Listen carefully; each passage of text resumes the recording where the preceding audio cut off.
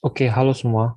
Balik lagi di YouTube channel Fisika. Nah, pada kesempatan kali ini aku mau ngebahas soal OSP tahun atau KSP tahun 2020, soal yang nomor 2. Jadi tiga buah partikel A, B, dan C dengan MA sama dengan MB sama dengan MC sama dengan M kecil terhubung oleh suatu batang tak bermassa dengan panjang L berada dalam keadaan diam pada posisi segaris di sebuah meja horizontal licin.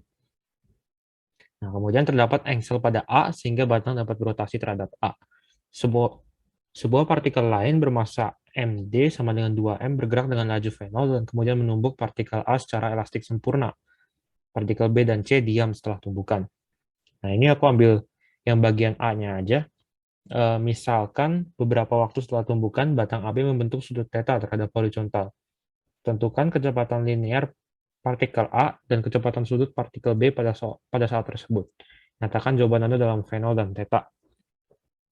Nah, pada pembahasan kali ini aku pengen coba buat pakai konsep pusat massa buat ngerjainnya, karena matematikanya relatif lebih mudah dan memang di beberapa soal mekanika cukup menguntungkan ya kalau kita bisa pakai konsep pusat massa, karena biasanya lebih menyederhanakan permasalahannya. Oke, kita mulai aja. Jadi pertama, kita tinjau tumbukan antara D dan A.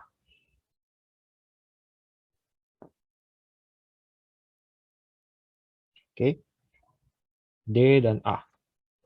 Jadi partikel D bergerak dengan kecepatan V0 ke kanan, dan partikel A diam di sini.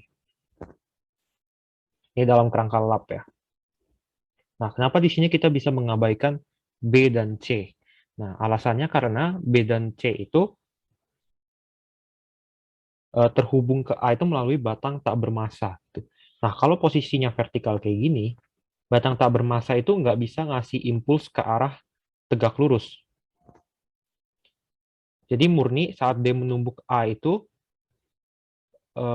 kita bisa memandang hanya seperti tumbukan antara partikel titik antara D dan A, karena batang ini nggak bisa memberi impuls pada arah X. Itu adalah sifat dari batang tidak bermassa. Nah, di sini tumbukannya aku bakal coba buat ninjau dalam kerangka pusat massa juga. Pertama kita cari kecepatan pusat massanya. Itu adalah, ini massanya 2M, ini massanya M, jadi 2M kali V0 per 2M tambah M. Jadi kita dapat 2 per 3 V0. Nah, setelah itu kita bakal cari kecepatan D dan A terhadap center of mass-nya. Jadi VD relatif terhadap CM itu adalah V0 dikurangin 2 per 3 V0, itu adalah V0 per 3. Kemudian kecepatan A terhadap center of mass itu adalah 0 dikurangin 2 per 3 V0. Jadi kita dapat minus 2 per 3 V0.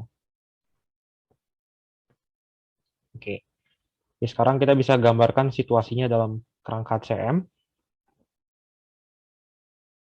Dalam kerangka CM ini akan terlihat benda bergerak dengan kecepatan V0 per 3 ke kanan, dan benda yang M bergerak dengan kecepatan 2 V0 per 3 ke kiri. Nah, dalam center of mass ini, yang perlu diperhatikan adalah momentum dalam segala sumbu itu harus bernilai 0, dan energi harus kekal. Nah, satu-satunya cara untuk mencapai kondisi tersebut dalam kerangka pusat massa adalah setelah tumbukan dalam kerangka pusat massa, kecepatan setiap partikel itu hanya berbalik arah. Jadi yang 2M bergerak ke kiri dengan kecepatan V0 per 3, dan yang M bergerak ke kanan dengan kecepatan 2 V0 per 3.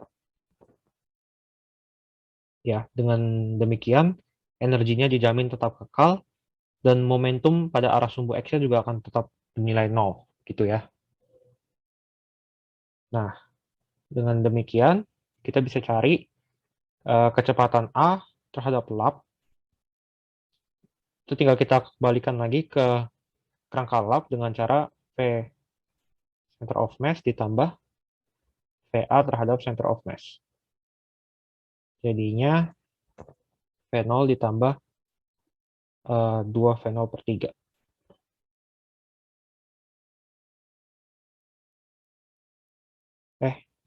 Value center of mass-nya itu 2 V0 per 3. Jadi 2 V0 per 3 tambah 2 V0 per 3. Dapat 4 V0 per 3. Nah, dari bagian awal mencari kecepatan A-nya saja, sudah jelas lebih mudah dibandingkan kita meninjau momentum linear dan koefisien restitusinya. Nah, sekarang untuk menjawab pertanyaan di subsoal A ini, kita lupakan keberadaan benda D, kita hanya perlu tinjau sistem A, B, dan C. Karena yang kita tertarik hanyalah konfigurasi dari sistem A, B, dan C.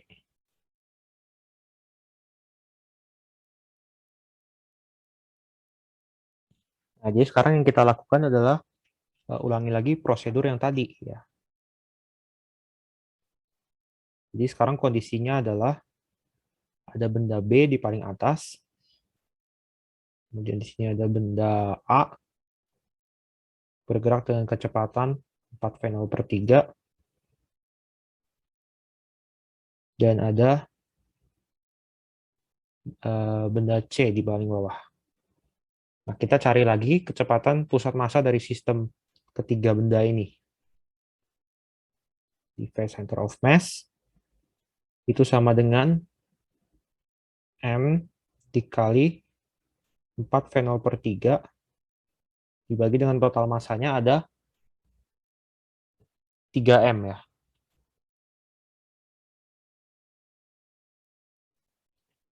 Jadi kita dapat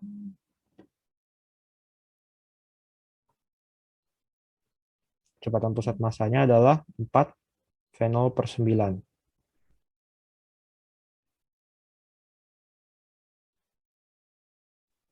Nah, sekarang kita bisa kembali lagi cari kecepatan masing-masing benda terhadap center of mass. Jadi VA terhadap center of mass itu 4 V0 per 3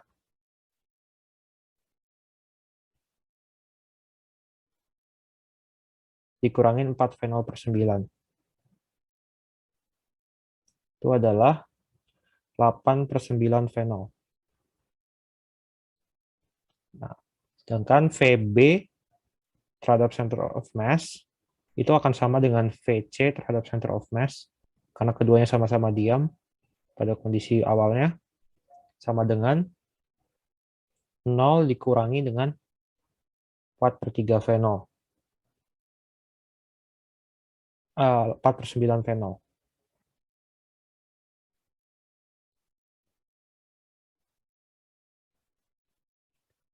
Jadi minus 4 per 9 V0.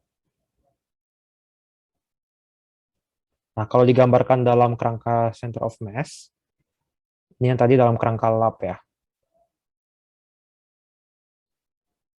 Dalam kerangka center of mass, kita akan melihat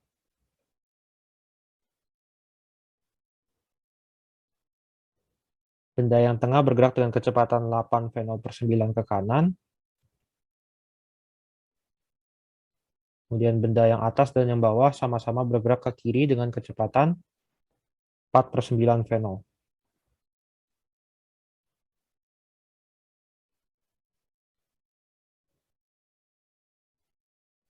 Oke.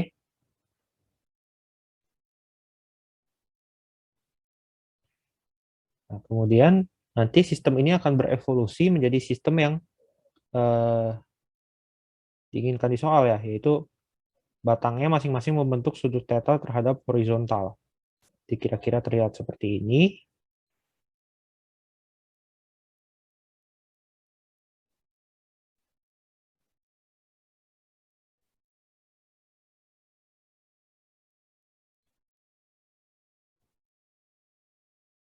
Oke.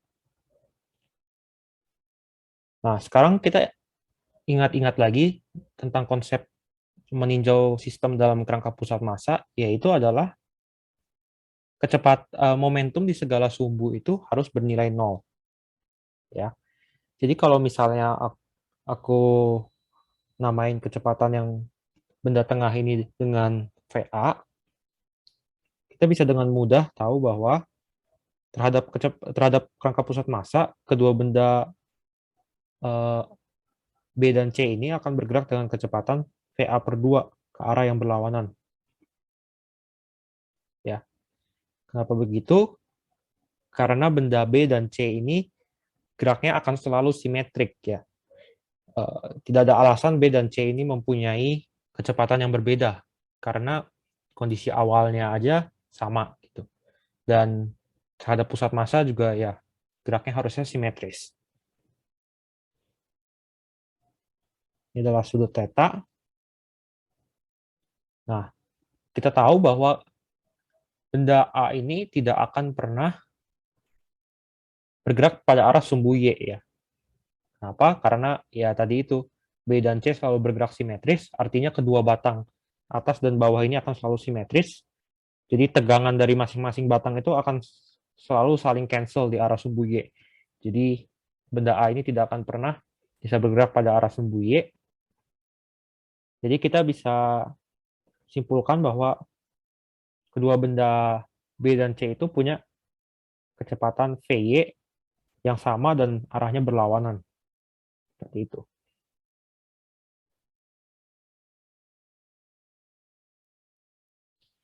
Nah, dari sini kita bisa menggunakan constraint geometri, ya, bahwa kecepatan pada arah sepanjang batang itu harus sama.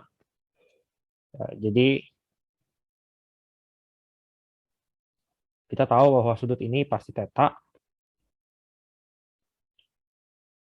Jadi kecepatan pada arah batang, sepanjang batang, VA dikali cosinus theta, itu akan sama dengan VY dikali sin theta, kurangin VA/2 dikali cos theta.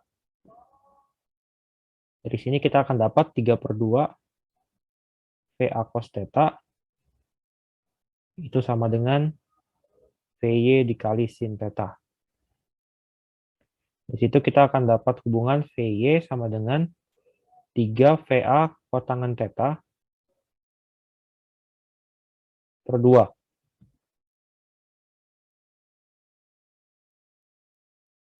Oke, itu adalah hubungan yang kita dapat. Dan sekarang kita akan tinjau kekekalan energi terhadap kerangka pusat massa juga, ya, tentunya. Jadi energi awalnya adalah setengah kali M kali 8 V0/9 di kuadrat. Ini adalah kecepatan energi kinetik benda A. Kemudian ditambah 2 kali setengah kali M kali 4 V0/9 di kuadrat. Ini hasilnya adalah 16/27 M dikali V0 kuadrat. Nah, kita akan lanjut ke halaman selanjutnya.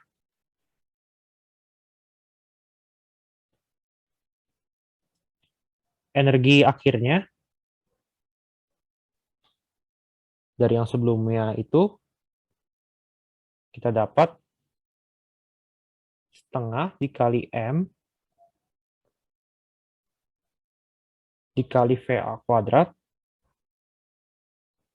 ditambah 2 kali setengah M VY kuadrat, ya. Kecepatan benda B dan C pada arah sumbu Y terhadap pusat massa. Kemudian ditambah dengan 2 kali setengah M dikalikan dengan VA/2 di kuadrat. Itu adalah kecepatan pada arah sumbu X-nya. Oke. Ini akan didapat 3/4 M dikali VA kuadrat. Kemudian ditambah dengan 9/4 MVA kuadrat kotangan kuadrat theta. Nah, dari kekekalan energi,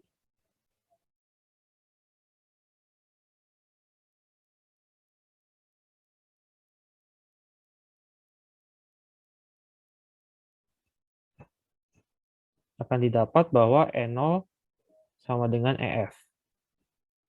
Nah, dari hasil halaman sebelumnya, energi awal adalah 16/27 MV0 kuadrat.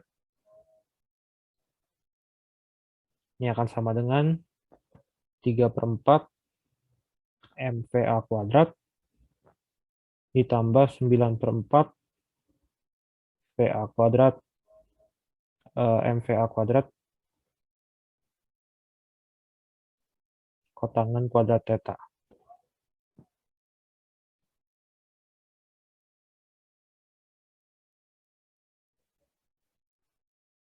Oke, dari sini kita akan dapat VA itu sama dengan 2/3 V0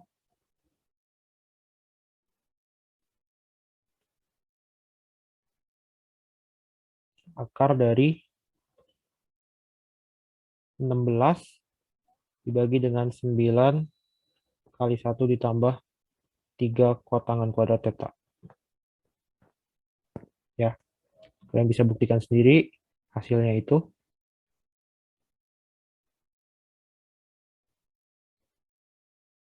Oh, ini belum ya. Ini baru kecepatan dia terhadap pusat massa, kerangka pusat massa. Jadi, kalau kita mau balikkan lagi ke kerangka lap, kita tambahkan lagi dengan kecepatan pusat massanya, yakni 4/9 V0. Jadi, 4/9 V0 ditambah 2 V0/3 akar dari 16 dibagi 9,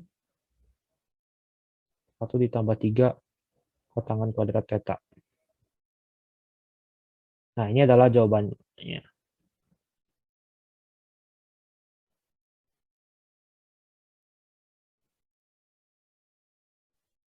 Nah, sekarang bagaimana untuk kecepatan sudutnya? Nah, kecepatan sudut ini bisa juga diakali dengan kita pindah kerangka ke kerangka A ya. Karena kita tahu benda B dan C itu pastinya berotasi murni terhadap benda A. Karena mereka terhubung via batang, artinya tidak mungkin ada kecepatan arah sejajar batang. Di kecepatan B terhadap A itu murni, tegak lurus. Jadi bisa dibilang B berotasi murni terhadap A. Nah, kondisinya bisa kita gambarkan.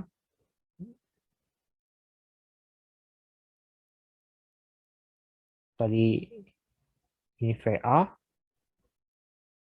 setengah VA,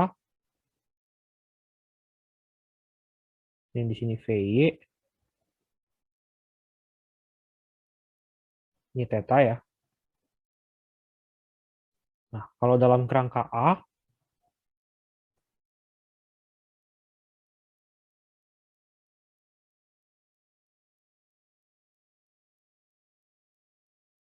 A akan melihat benda B itu punya kecepatan yang lebih besar ya.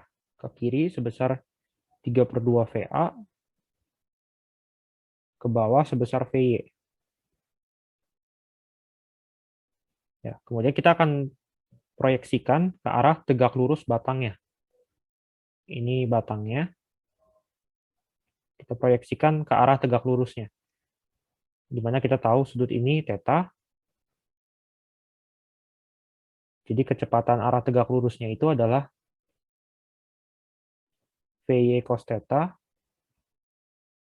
ditambah dengan 3/2 VA sin theta.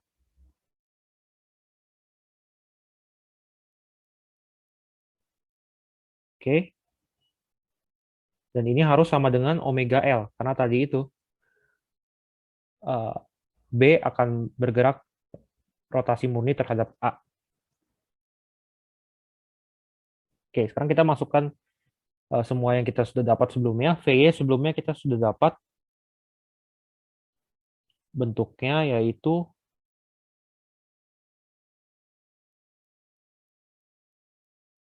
3/2 VA kotangen theta. Jadi di sini bisa ditulis 3/2 VA cos kuadrat theta dibagi dengan sin theta ditambah 3/2 VA sin theta sama dengan omega L. Nah, suku dalam kurung itu kalau kalian perhatikan, kalau disamakan penyebut, atasnya akan menjadi sin kuadrat theta tambah cos kuadrat theta, yakni 1, dan bawahnya tersisa sin theta. Jadi, omega L sama dengan 3 VA dibagi dengan 2 kali sin theta.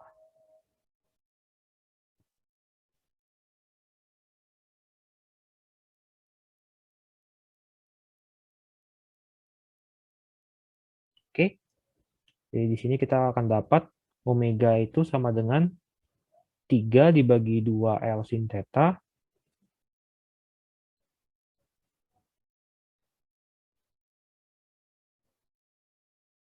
dan VA-nya itu adalah 2/3 V0 akar dari 16/9 kali 1 tambah 3 kotangan kuadrat theta. Ya, jadi omega ini adalah V0 dibagi L sin theta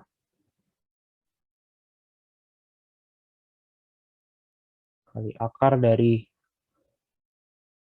16 dibagi 9 kali 1 tambah 3 kotangan kuadrat theta. Ini adalah jawabannya. Oke, jadi mungkin segitu dulu ya pembahasan untuk video kali ini. Semoga dapat bermanfaat. Sampai jumpa di video selanjutnya.